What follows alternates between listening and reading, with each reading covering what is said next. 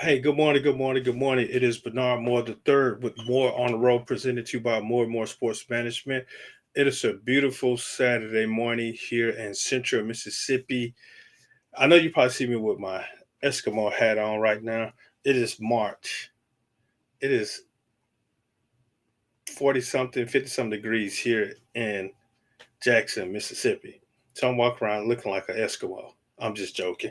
But hey, it is March. It's supposed to be warm. Spring break is around the corner. Man, we supposed to be outside playing sports, doing whatever, doing some yard work, whatever. But it's cold outside.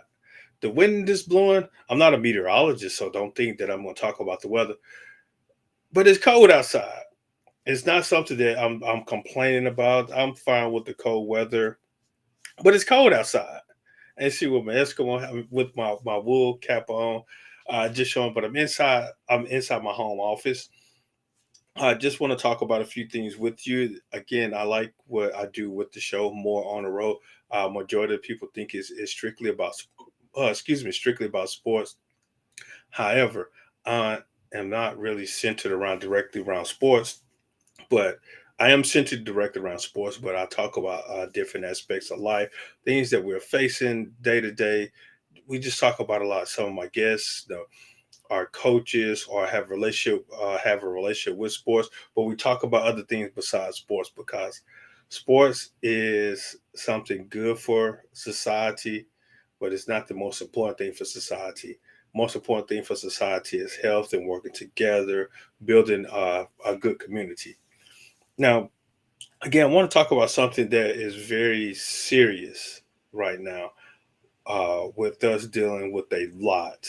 I definitely want to talk about some things that we're working, that we're dealing with. So again, it's not centered directly around sports, but we are have a sports background where we come from. I want to talk about mental health.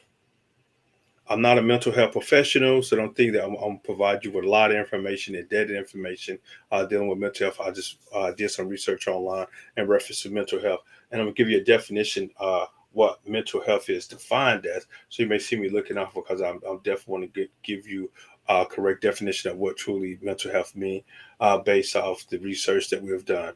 Mental health includes mental. What is mental health defined as? Mental health includes our emotional, psychological, and social well-being. It affects how we think, feel, and act, and also helps determine how well we handle stress, relate to others, and make choices. Now, with this situation that we're dealing with in reference to COVID, how it you can say it shut down a lot of places, how it had an effect on our health, how it had an effect on our livelihood, how it affected on us economically. It really did. However, we had to deal with it if we wanted to continue on. The most important thing is that continue to just work through it. Don't stand and anchor in the situation. Work through it. And I know some people may say, speak religious belief. This is not a religious talk or show. But I definitely want you to, even if you don't believe in God, if you, I know that there are a lot of people that don't believe in God, however, but still just go through it. Figure out how to work with it to get through it. Do some medical research has been going on, but just don't stop and stay in it. Figure out how you can get through the situation because it has worked. It has done a lot. It's played a toll on us a lot.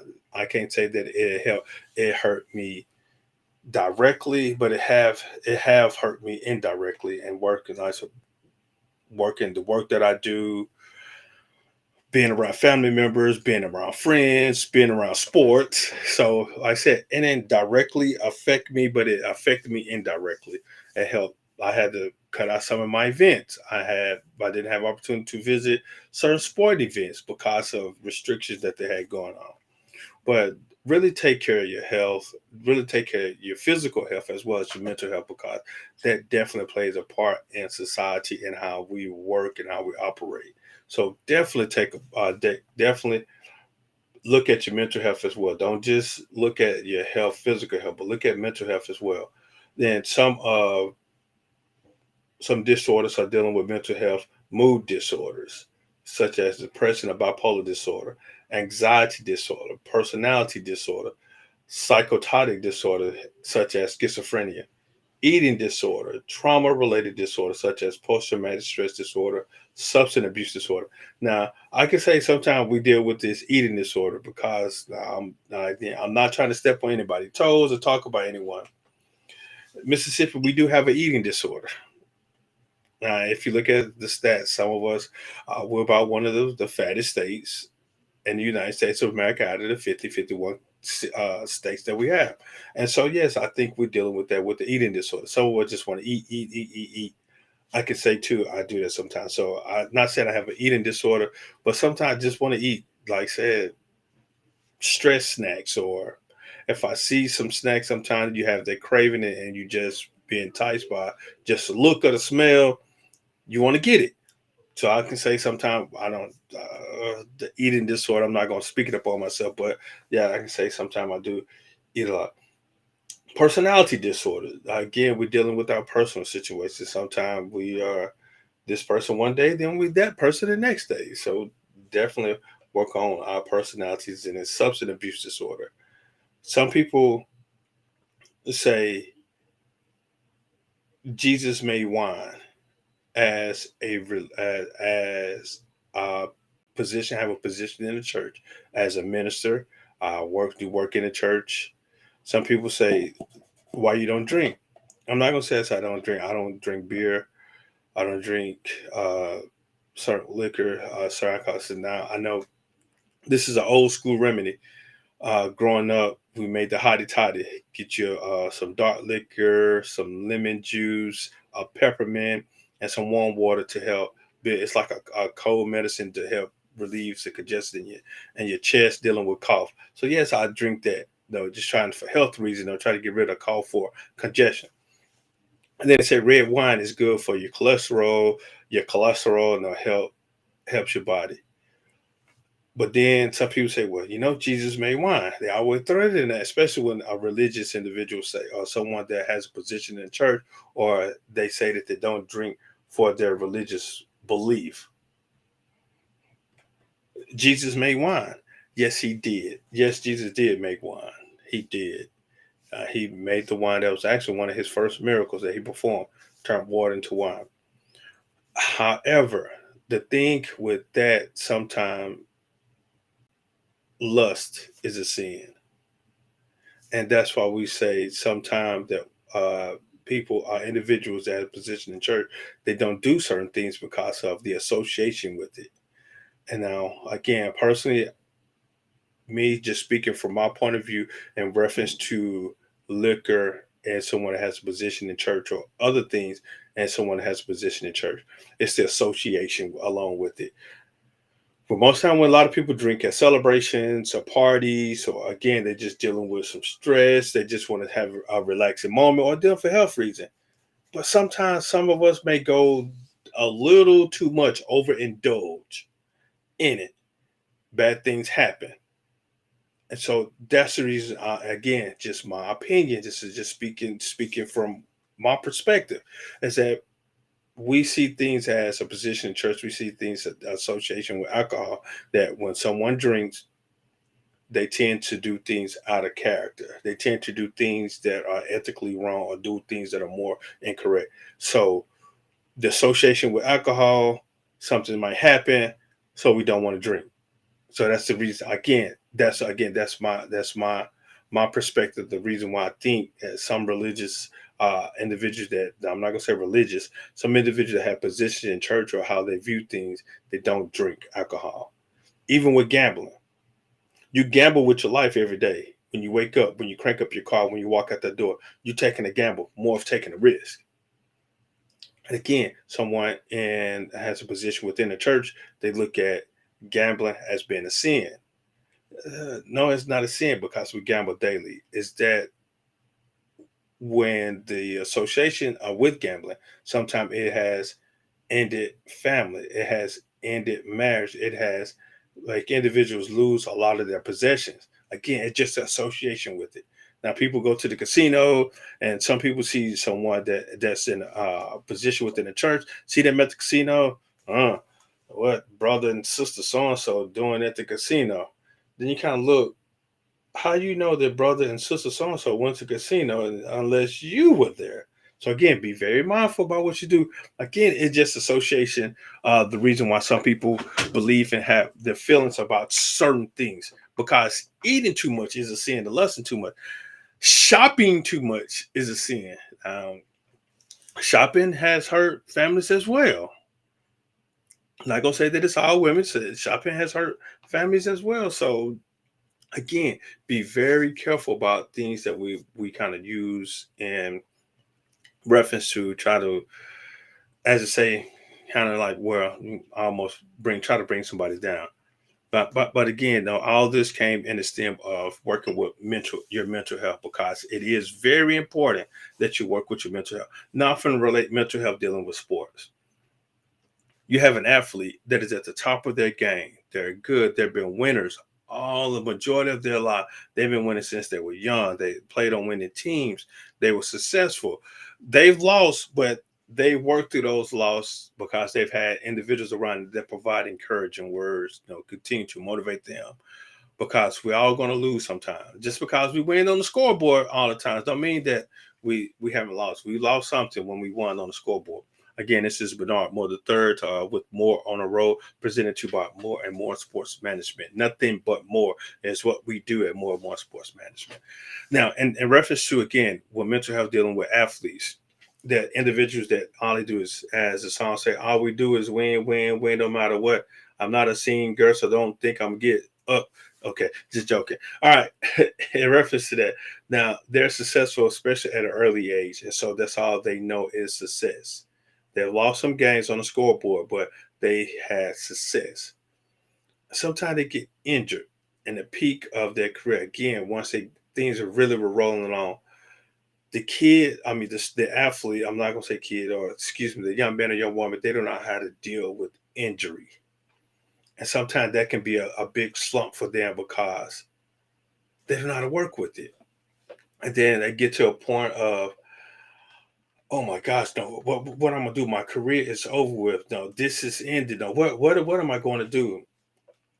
Coaches, parents, continue to talk with those individuals to help them to discern, again, to know how to handle situations because of that they are dealing with certain things. Definitely talk with them so that they can figure out how to handle with certain situations, because you don't want them to be in a rut, or you don't want them to be depressed, and how to handle situations. So definitely, parents, talk with those youth, talk with those athletes if they're dealing with the injury, because you don't want them to go in a different direction that they should not go to. And also dealing with mental health with coaches. Again, coaches the same way. Coaches are successful. They know what they're doing. They're professional in their craft, but then they hit a slump, and we're trying to figure out what's going on with them. Talk with the coaches as well. Coaches deal with slump. It's something that they're dealing with personal, and then they bring it on to their profession. So definitely pay attention to what's going on around you with the environment that you're in, because you don't want individuals to get into the slump dealing with depression, because that is not a good sign. It is not good for them to deal deal with depression, because again, mental health is very important, and it's very important for us to definitely take a look at our mental health, because we don't want to have some serious issue dealing with that, because sometimes dealing with mental health, it can take you in a direction that you don't want to go to. Dealing with psychotonic disorder, there was schizophrenia, post-traumatic, because of our reaction of something that happened. We may, as I say, snap. I know you heard individuals talking about individuals snapping. That's one of the things that we definitely want to take a look at dealing with mental health. Now, all that being said, definitely take care of your health. Definitely sit down and talk with the counselor. The profession is wide open. There are a lot of individuals out here that are here to help. I'm not going to sit here and pinpoint who I think you should go talk to. Don't just look at that everything is, as I say, religious based, because some ministers, some preachers, some pastors, some reverends, some bishops, they're not trained to work with mental health. They're trained to help you religiously, but they're not trained to assist you mental with your mental health. That's why God created the different professions. Again, back to uh, we can go back to First Corinthians 12. And again, talking about the different gifts. I'm going to read to you Corinthians 12, 1 Corinthians 12. This is a scripture that I like to use in reference to my company, More and More Sports Management. 1 Corinthians 12, we get at the fourth verse. There are different kinds of gifts, but the same Spirit. There are different kinds of service, but the same Lord. There are different kinds of working, but the same God works all of them in all men. He's speaking of men and women, so don't just think that that the scripture is being sexist. He's speaking of men and women, so it's talking about both genders. And then jump to verse 11. All these are the works of one and the same Spirit, and He gives them to each of you just as He determines. Again, God bless pastors, reverends, ministers, deacons, mothers to speak the word of God, to teach his word to individuals, to teach his word, to lead his shepherd, to lead his flock, his sheeps. God also taught mental health counselors how to work with different aspects of mentally of individuals, the things that they face. So again, definitely look at get some help in working with your mental health. Again, the profession is out there. Look up individuals, someone that you can trust, and don't think that everybody is into it just for, as I say, monetary gain. But definitely look at it because of it is definitely needed and it's definitely something that you should do with your mental health. Again, it's very important to work with your mental health. Again, don't just look at it that it's somebody just think that you're psychologically that and in terms I don't like to use this word that you're crazy or that you're out of your mind. No, we all need help dealing with mental health. So definitely take a look at it. Definitely talk with a counselor. Again, the profession is wide open. You can look on social media and find some counselors that will definitely work with. So again, definitely take a look at it. It is wide open. Definitely do it. Work on your mental health. Now let's transition over to sports again. This is more on the road with Bernard Moore the third, presented to you by More and More Sports Management. Now I want to give a shout out to a friend, coach, whom I know for a few years, Coach Wayne Brent, for what he has done at Jackson State, what he's done at Ole Miss, what he has done at Piney Woods, what he's done at Provine, and what he's done at all the particular schools or teams that he has coached. Now he has called it. He has finished the season out. They lost the opening round to Texas Southern. I want to say that they lost the opening round to Texas Southern in the SWAC tournament and the SWAC championship tournament. But he has done some outstanding things here locally in the Jackson, Mississippi area, period, in reference to basketball. So, Coach, kudos to you on the success that you have, and I wish you well in the future endeavors that you have coming up.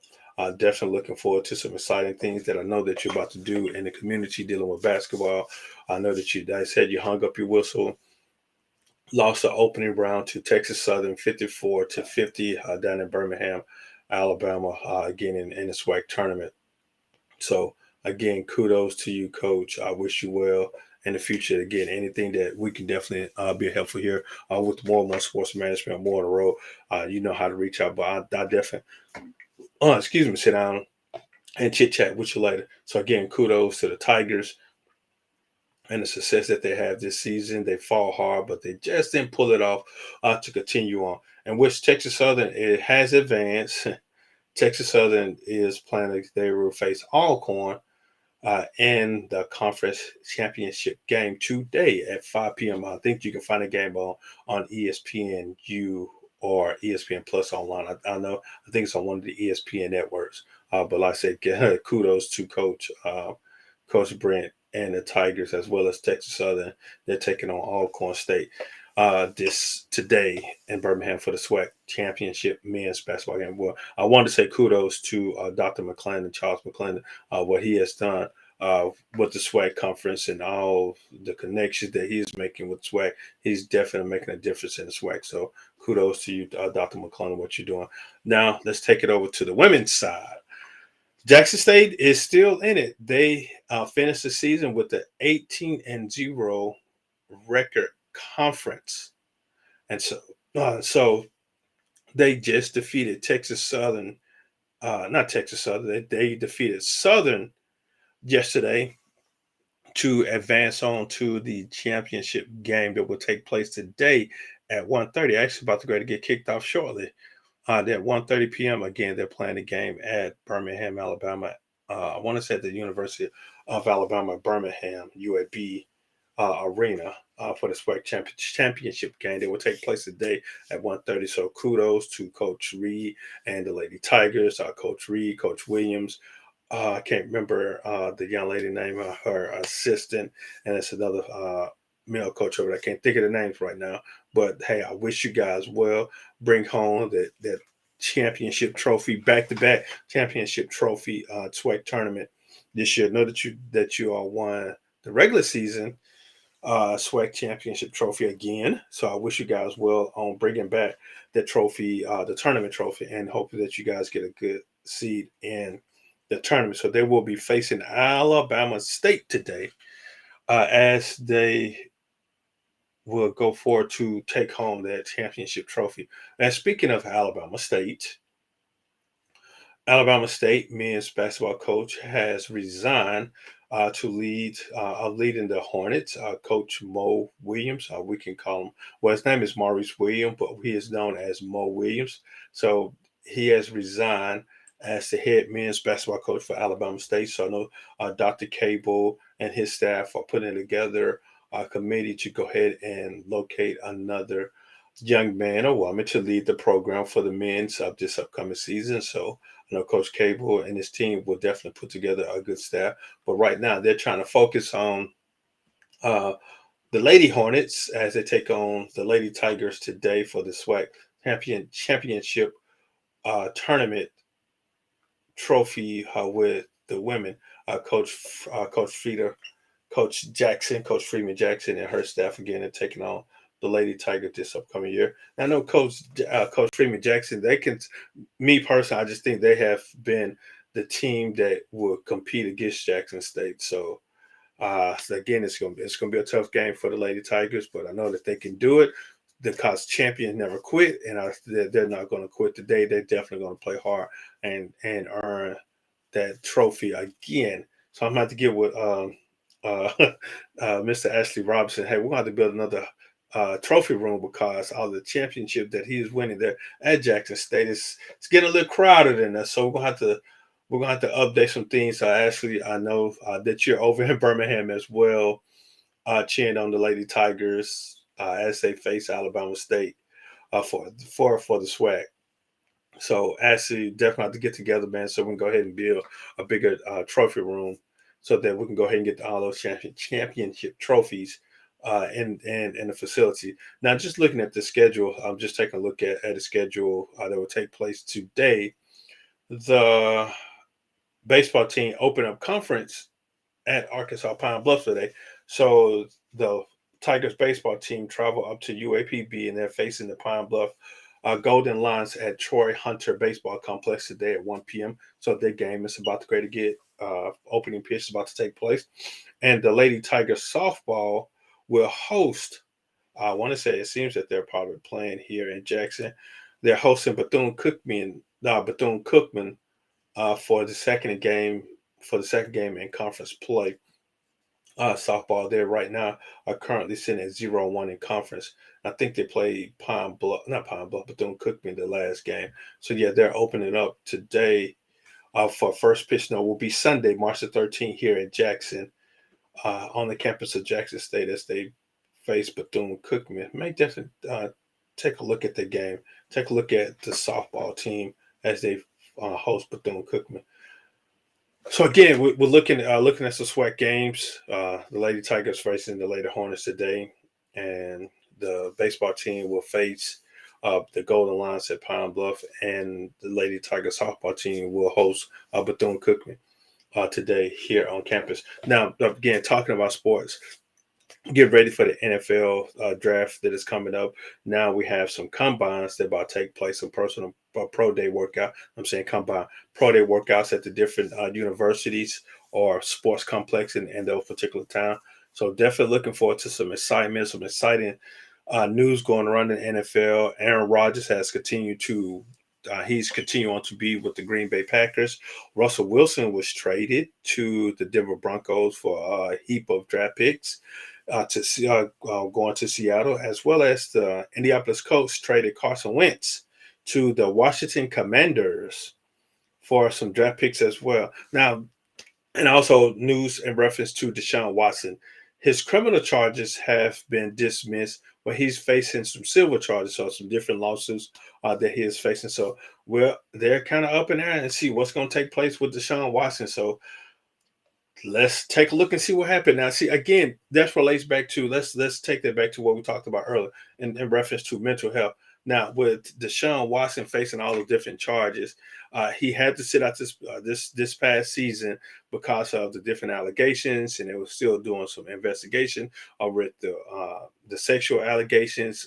He was dealing with a lot, so you don't know exactly where he's at mentally right now. We're dealing with that, and now he's finna come back into to the world to this NFL world. So I'm not sure if they reinstated him, but I know that all charges were dropped against him for the criminal cases of sexual assaults and sexual allegations against him. But now he's dealing with the civil suits in reference to somebody's trying to sue him for some money right now. So again, got to look at him, check and make sure that he's okay mentally.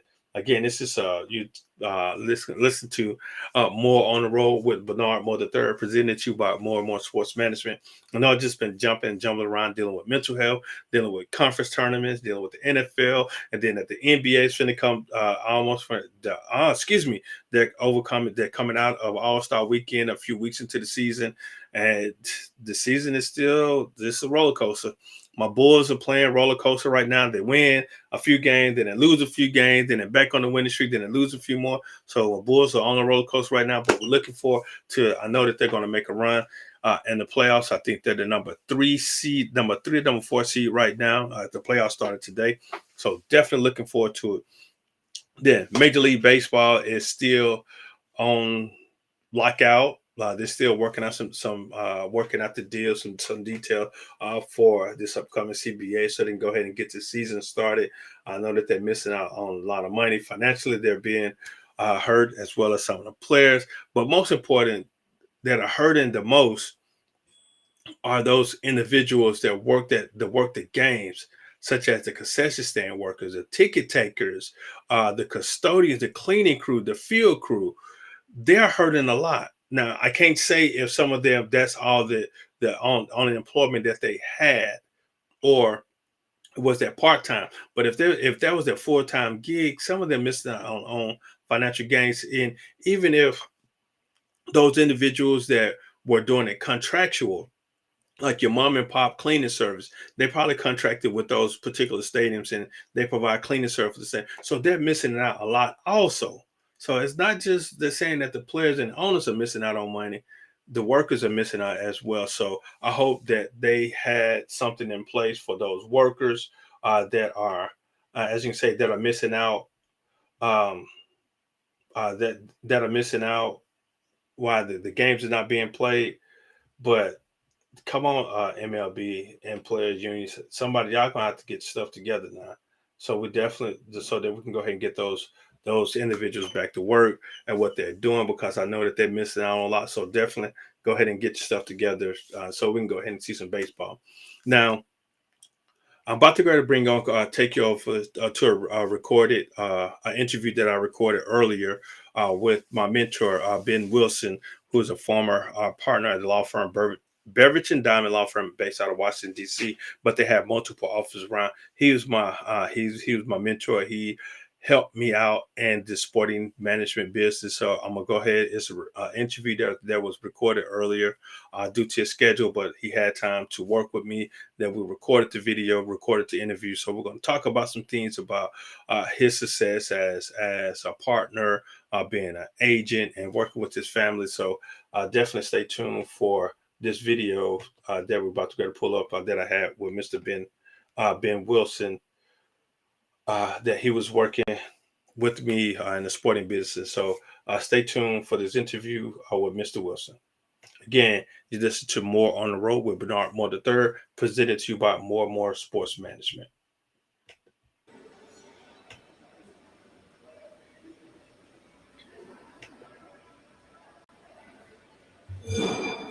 All right, and welcome back to More on the Road with Bernard Moore III, presented to you by More Sports Management. Again, it's a lovely show, having fun. Right now, streaming live from Banner Hall, I-55 Furnace Road, Jackson, Mississippi. Definitely come out. They have a bookstore, you have a hair salon, you have a printing shop, you have a bakery, restaurant. Definitely check out Broad Street. I know I just had a pastry there this morning of Danish, cheese Danish, and it was delicious. So, yeah, definitely check out Banner Hall. You can read, learn, you can read and just relax, enjoy the atmosphere, quiet, calm atmosphere. So definitely check them out up at Banner Hall. But joining me next is a guest. He is a true mentor to me. He helped me out in this profession, in the management business, and he's taught me a lot. Some about law, some about life, and how to respect individuals. He has done a lot in the community where he's stationed. He's actually born and raised here in Jackson, Mississippi, attended Jim Hill High School, and continued his collegiate career at Dartmouth University, and continue on to Harvard University to obtain his law degree. He's went to work in a law firm in Washington, D.C., Barrett and Diamond Law, and he has done a lot of things. So I can take up half of this whole show just talking about some of the things he had done, but I'm going to allow him to come on and share with us some of the things that he has done in his life. So joining me today again is Mr. Benjamin Wilson, retired right now to enjoy life. Mr. Ben Wilson, how you doing today, Ben?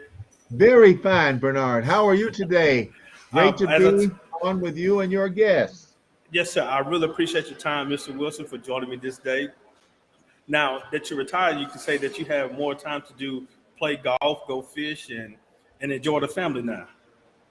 Well, I do have time to do different things, Bernard, but the truth is that a lot of the things that I'm doing now, I was always doing. Uh huh. There's this part of your life that those who work with you don't always know about. And Okay. so I served on 9 nonprofit boards and 3 for-profit boards. I've reduced that to 3 nonprofits and 3 for-profits. And I teach at the Howard Law School. And my wife and I provide the daycare for our 1-year-old grandson. So, so please know we are very much enjoying our lives, and it's great to be with you. And I miss my hometown of Jackson, Mississippi, a great deal. Just I know you do. Just as I said, you were born and raised here. You learned a lot, and then you had to, as I say, take your talents elsewhere. But I know, like I said, we can go on and on about a lot of the things that you have done. Well, Now, with Bernard, let me just say this. I didn't really have to take my talents elsewhere. The truth is, my mother died when I was 15. And so uh-huh. my family moved to Nashville, Tennessee. And when you're a kid, you're a teenager, you go where your father takes you. But there's a part of me that has always and will always love Jackson. And I follow events that are going on there. I follow what's going on at Jackson State University, and very proud of that great university with which both my father and mother were affiliated. Uh, so yes, I miss Jackson a great deal. Miss my friends, you and Yeah, others. I know that speaking of your father and associated with Jackson State, now he set a landmark. He can say he set the standards of how to operate athletics at Jackson State. You can say he helped create the foundation of what Jackson State is today. And I know he's taken his talents elsewhere as well, from Jackson State to Tennessee up to Virginia as well. Now, Yes, Mhm. Please Now, go with ahead. that, I'm sorry. so with that, how has his success helped you be the individual that you are today? Well, let me say this. My father did have a lot to do working with others and building the athletic program at Jackson State University. That started, though, with Coach Ellis, who coached just about every sport at Jackson State from 1946 to maybe 1950. And in fact, I think he coached football in 51 and 52. And my father came in the fall of 1951 and coached basketball there for 16 years and assisted in football. And his first cousin, John Merritt, came and took over the football coaching duties in 1953. And by the time he left, Jackson State had won its first black national championship. And we had gone from an also ran to a dominant team in football and basketball in that period. Now, I said, with his success, now, did that continue to encourage you to do what you do now, or it was just the principles that your mother and father taught you? Be Well, I involved think, in the community. yeah, that's fast. That's a good question. I think I learned from my mother and father's example, Bernard. They were like other black parents of that era. There was still very much segregation. You know, I was 3 years old when Brown versus Board of Education took place, six when the White Citizens Councils developed in the 1957 in Jackson, Mississippi. And so I remember the first news I ever watched on television was the integration of the schools in Little Rock in 1957 and 1958. And we realized that was the Deep South, Arkansas County. And it was a lot like Mississippi in a lot of ways. And so my parents knew, like Sam Cooke, that a change was going to come. They just wanted us to be ready when that change came. And like other parents, they poured everything that they had into us, to me and my brothers, to prepare us for the world that was to come. And I'm grateful to them. Now, if you can take about uh, the teachings that your parents brought you up on to today's generation, where do we lose? What happened? Could you explain that? And just from your observation, where did we get lost in between? From your Well, upcoming, I know it was that's very a strong. that's a fascinating question. If I had the answer to that, Bernard, I'd be a lot smarter than I am.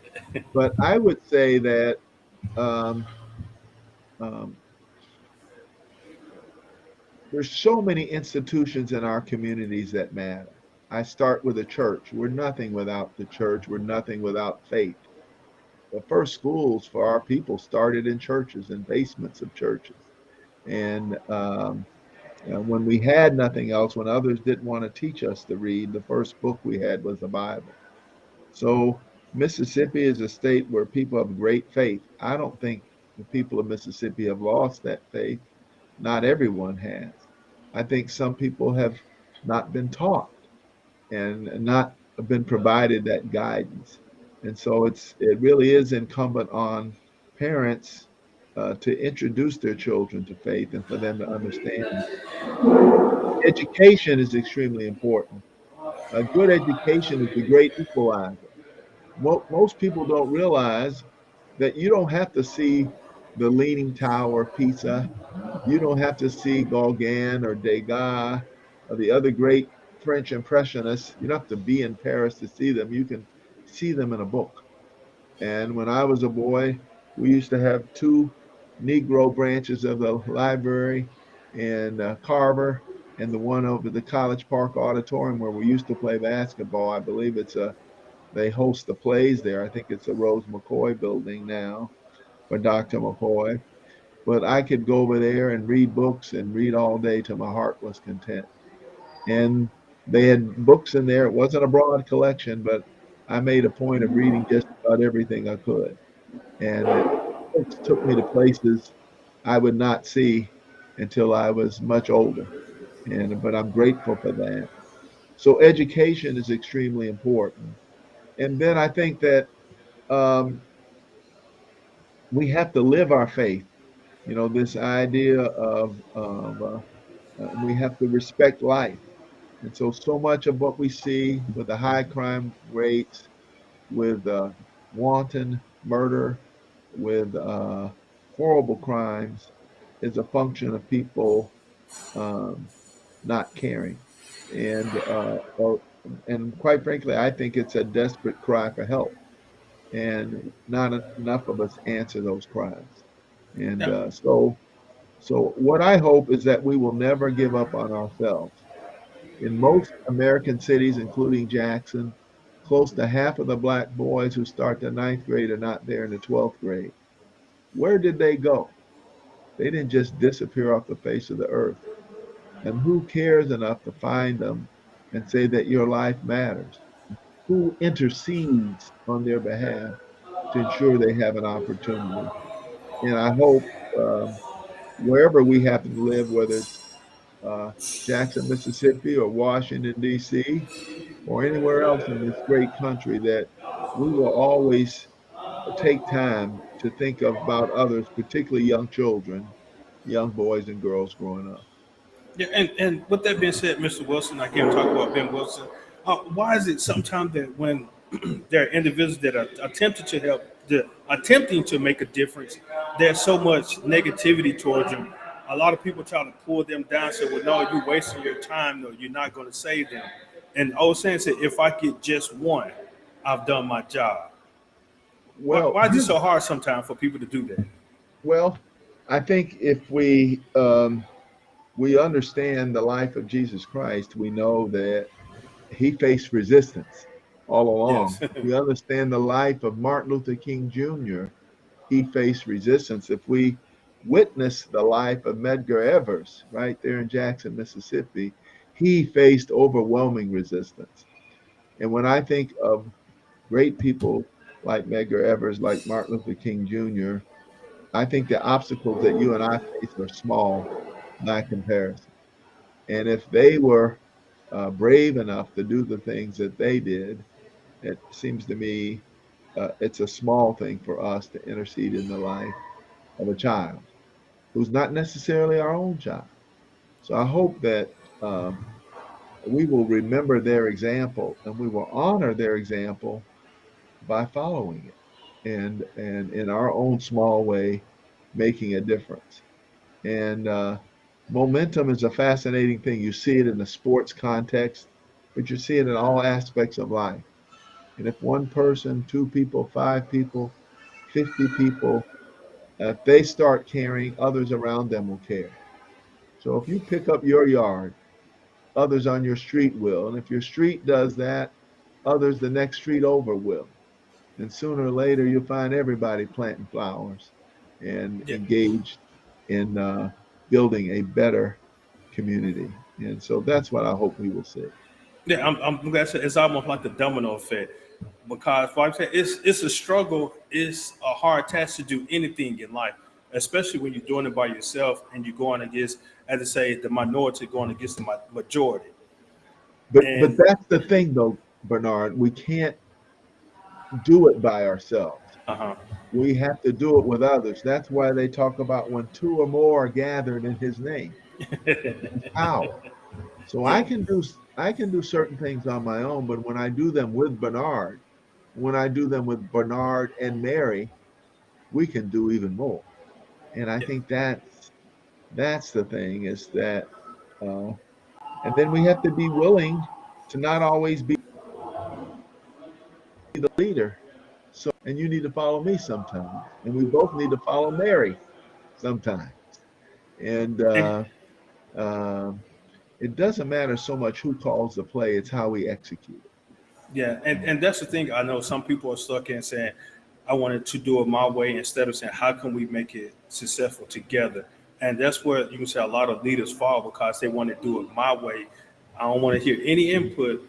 But as you see other leaders that listen to input, that takes along the team input, those teams are successful in dealing with sports because, as I always said, you have a head coach, then you have coordinators, then you have position coach.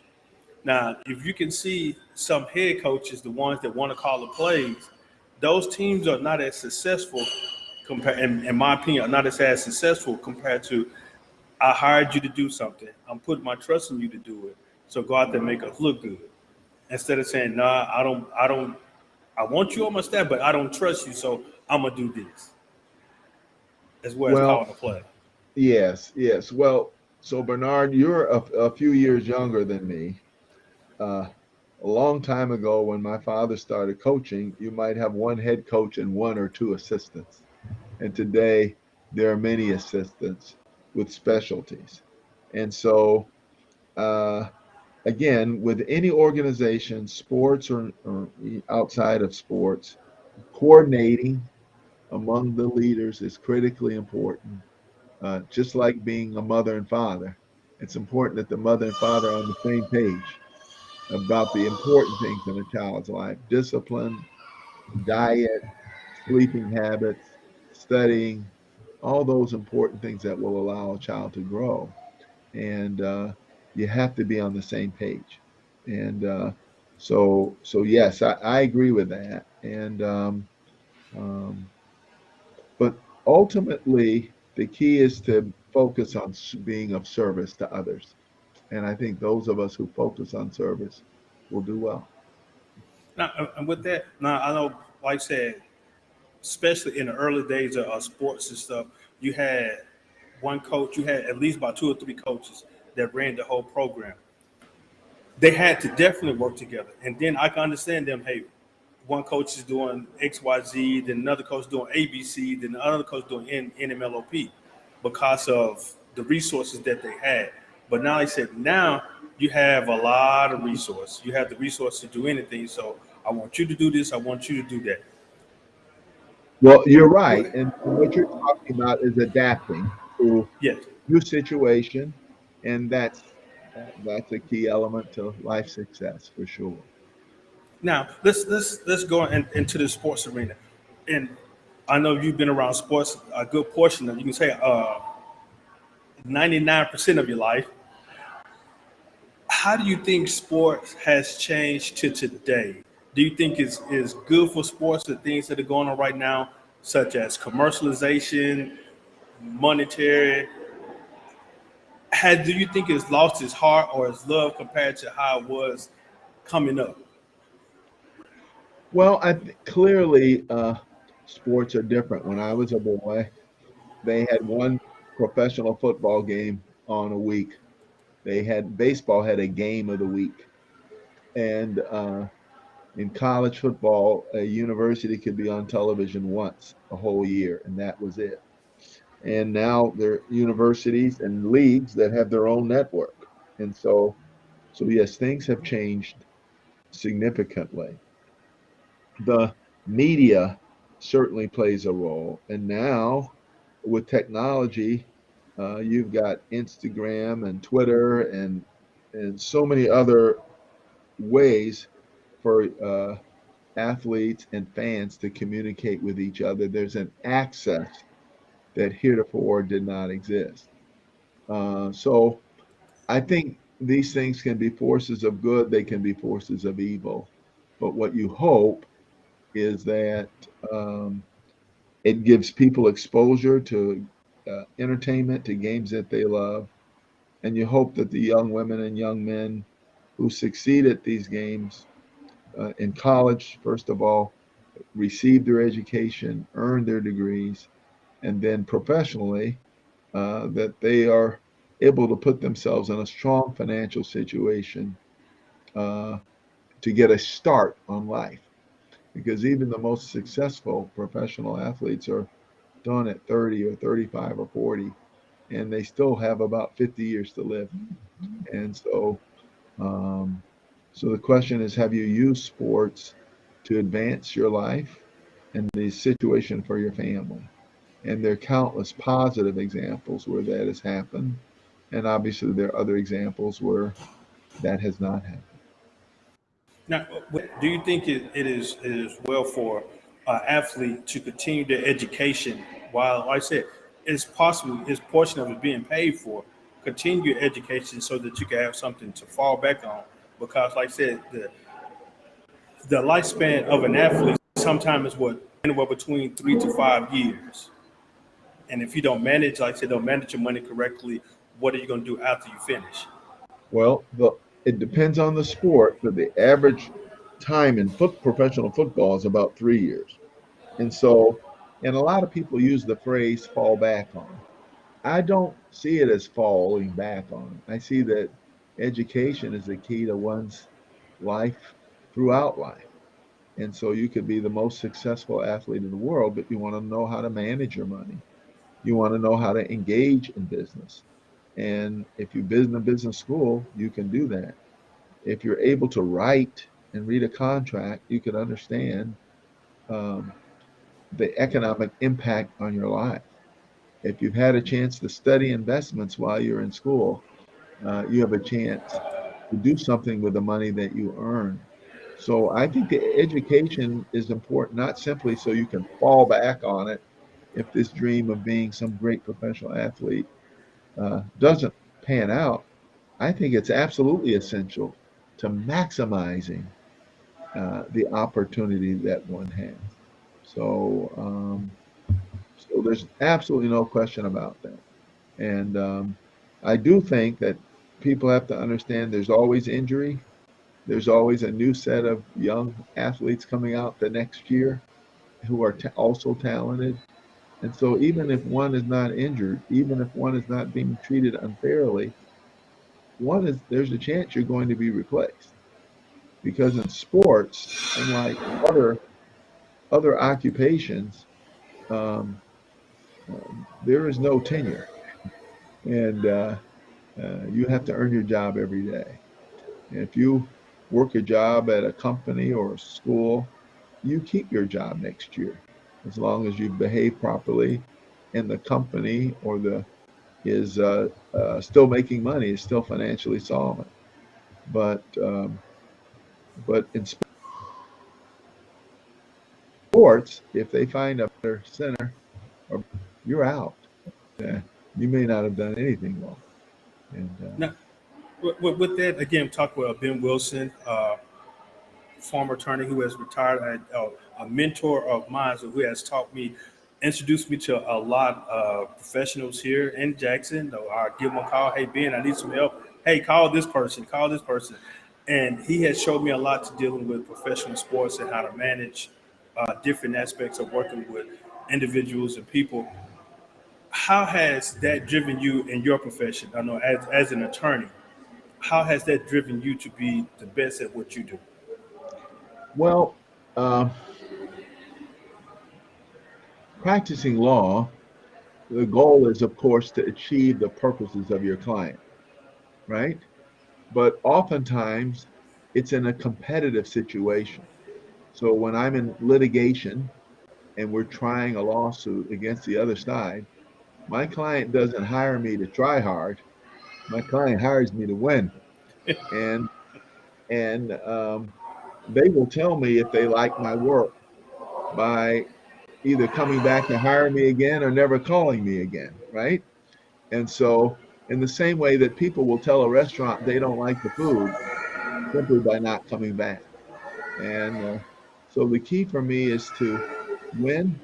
It has been to get good results for my clients. Um, it's been to demonstrate that I care about them as people and not simply as sources of income for me. And so that has been essential. And a lot of the work that I do, Bernard, has been in the environmental law area. I chaired the largest law firm in America that focuses on environmental law. And our goal is, on behalf of my clients, is not only to help them um, solve a problem that they may have with another company or with a federal, state, or local environmental agency, but is to make things better, is to make certain that the water is safe to drink, right? To make certain that the water is clean and the air is clean and the soil is clean and that we've removed the contaminants. And uh, that's the goal because we only have one world as far as most of us know. And we want to make certain that we leave it at least as good as we found it so that the generations that follow us, your children, my grandchildren, will have a safe, clean place to live. And that's what our obligation is. So I enjoy doing that work. I enjoyed helping companies, helping cities, helping individuals solve these types of problems all across America. All right, now with that, now I know this is becoming to be worldwide now. Medical marijuana. How do you think that may play a role in society itself? We know marijuana was a street as was known as a street drug, but we see some of the marijuana medical. I mean, we knew marijuana was a recreational drug, but now we see that certain strands of marijuana are healing. How do you think that marijuana will help society in healing wise as well as? So let me be clear. I'm not an expert on the medical marijuana issue. I chaired the Board of Elections and Ethics in the District of Columbia for 12 years. And we had a medical marijuana initiative on the ballot, which was passed. And I think it's been demonstrated beyond any doubt that marijuana can help patients who are dealing with pain and other issues. And so from my standpoint, I think it makes sense to have something like this available to people to help them address with true medical issues. Um, but marijuana, like any other drug, like alcohol, can be abused, right? And so the whole point is that people are using it in a way that's responsible. In the case of marijuana, using it so that it helps address a true medical issue. And we don't want people driving or operating heavy equipment under the influence because they put the lives of others at risk. The same way we don't want people driving who are intoxicated Yeah. because they put the lives of others at risk in addition to their own life. So there's this idea of responsibility. The other issue that you oftentimes hear about is whether or not law enforcement is um, spending too many resources policing the use of marijuana. Should we legalize marijuana beyond the medical marijuana issue? And I think there's also that issue, and some states have concluded that we should. But again, I think just as with alcohol, we want to make certain that people are responsible in their use of this drug because it's absolutely essential that we keep everyone safe. And I hope I'm addressing your question. Yes, sir. Yes, sir. You have. I said it's still my my introduction to marijuana as an early age. It was more of a street recreational drug. I wasn't aware of the, let's say, the benefits of it growing up until a few years. Once they start introducing marijuana, trying to get it legal, medical wise, and I know individuals know that grow for medical purpose, how it helps with ADHD, how it helps with seizures, how some of it influences with cancer. And so again, I was ignorant at it on for the healing side. I just knew it as a street drug. Hey, let me go smoke a dime, let me go make a blunt. And so I associated it saying that it's not good. But then once I was educated more about marijuana, the benefits of it, it's still you kind of torn in between. Like, is it a good thing or is it a bad thing? Hey, should they do it? Should I support it? Should I not? I'm still, like I said, still on that gray line because of anything that's good, somebody always gonna try to use it for bad. And I'm still stuck on in that territory. Well, I will tell you, I never smoked marijuana. You've not asked me, but I'll just tell you that. And part of that, I also don't consume alcohol. I don't smoke cigarettes, and that's a personal choice. Yes. And some of that stemmed from the fact that my mother was raised by an aunt, and uh, and her aunt and uncle had some issues as it related to alcohol. And if I love someone, Bernard, I keep one promise to them. You can hold me to one promise. And my mother didn't want me to smoke or drink. My daughter always wanted me to read to her. So I've always kept that promise to her when she was a little girl. She could pull a book anytime, any place, anywhere, and I would read it to her. Of course, now she's a mother and a grown woman. She doesn't need me to read to her anymore, but I do have the privilege of reading to my grandson. So I think we have to take care of our health.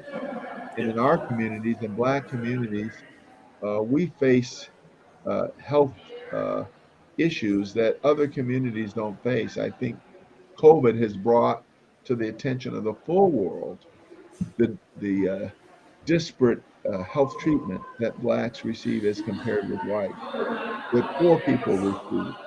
And they brought these discrepancies in bold relief in a way that people cannot ignore.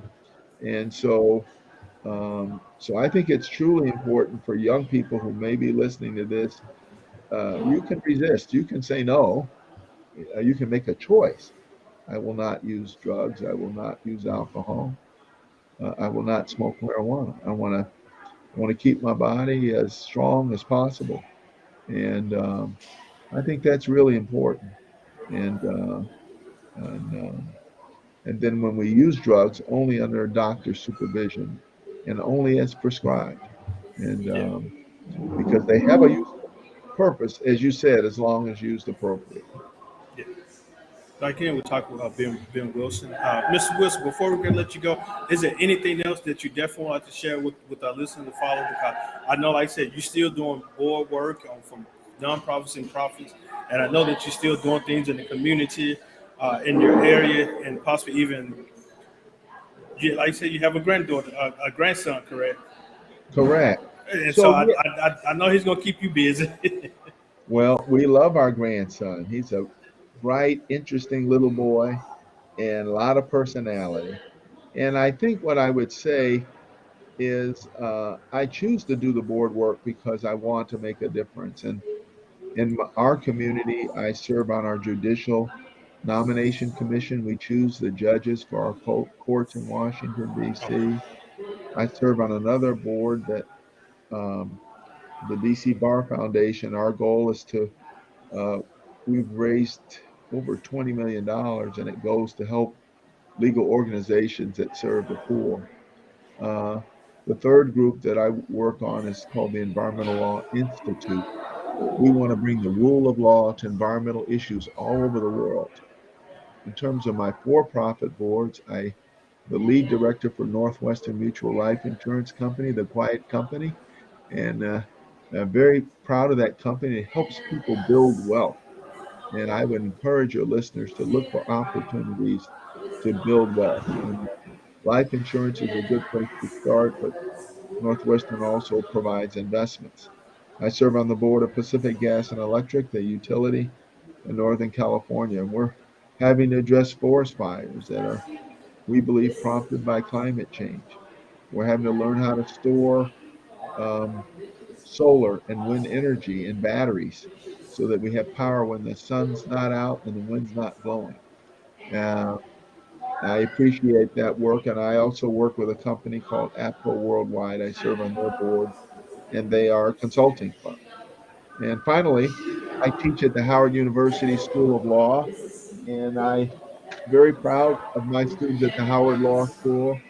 And I've hired many of them at my law firm who wish to practice environmental law.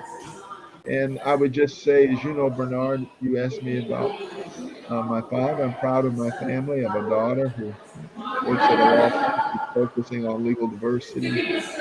Nieces and nephews that are doing well. I know you followed my nephews, the quarterback in Seattle, just traded to Denver. And I have a niece who plays on a national championship basketball team at Stanford University. They won last year and they're ranked number 2 to South Carolina this year. We'll see what happens. But so sports has played an important role in our family's life. My daughter played basketball in college at the University of Pennsylvania, and uh, and it's given us opportunities, and it can give others an opportunity to get an education first, and Yeah. hopefully contribute to society later. Thank you for this, Bernard. Thank you for allowing me to be a part of your program today. And I'm proud of you and the beautiful family you and your wife are raising. And I'm proud of how you have channeled your interest in sports uh, into this program and other endeavors. And Yes, sir. you're making a difference, and that's a great thing. Just Yes, wish sir. you all the best. Okay. Yes, sir. Mr. Wilson, again, I thank you for your time, and tell the family I said hello, and I definitely will share that with my family as well. And I'm gonna try to make a trip up there to DC next year because I still got to take my test again. So I just took some time away from it, so I'm gonna go ahead and get myself back together. And I definitely probably be up there next year sometime. Well, I just wish you the best with that. The main thing is to take the practice exams. Uh Right? huh. It's not enough just to study. You have to take the practice exam. You're like the athlete who runs laps and they're in shape. But if you had an event, 100 meters or 400 meters, you have to run against the clock. You have to test yourself, and um, and so it is here. So I would encourage that. And Bernard, you will do well. You have a lot to offer. Yes, sir. Thank you, my friend. No problem. Thank you, Mr. Wilson. Have yourself a good day. God bless you. Take Yes, care. sir. Bye bye. Again, I was talking Mr. Ben Wilson. Mr. Wilson is, and I said he's a good friend over here. He said he was here, born and raised in Jackson, had the opportunity to move out to Nashville, then go to DC. Great mentor of mine. So he's taught me a lot about the sporting agency business management. He still teach me about law as well. So every time I have a question, I need some information, I would definitely reach out to him and give him a call, and he will. Hey Bernard, call this person over here locally. You can talk with them. They'll help. You can let them know that I gave you their contact information for you to get them a call. So again, he's doing a lot. I know he talks about his niece that plays for Stanford, and that on the quest to win another championship. And then his nephew, Russell Wilson, who was just traded from Seattle to Denver. Athletic is in that family. His brother was a great football player. I think he played for the Chargers. His dad was an athletic director and coach at Jackson State. Then he went on to, I want to say, Tennessee State as well as Norfolk State in Virginia. So leadership is in their blood. Their DNA is all about leadership. So definitely know listen to what we're saying in reference to education, being involved in the community, do things in the community. So it's a lot. But I really appreciate your time for joining me here on More on the Road. We're here at Banner Hall, I-55 North Frontage Road, Jackson, Mississippi. Definitely come check them out. The bookstore, hair salon. I think they have a tuxedo place here as well. So it's a printing shop downstairs with some nicks and knacks. So definitely check them out. I really appreciate the owners for allowing me to come here to host my show. That's what I like about my show, More on the Road. It's not directly about just sports. It's about life. It's about the community. It's about things that we can do to better ourselves. So I really appreciate you guys' time. Thank you for joining me here on More on the Road. You know that we all going to do a lot to see what's going on within the community. You know that we have some events coming up, and I know you see me looking at my computer screen. So appreciate your time. Thank you for joining us. I will get with y'all later. 1+1 equals deuces.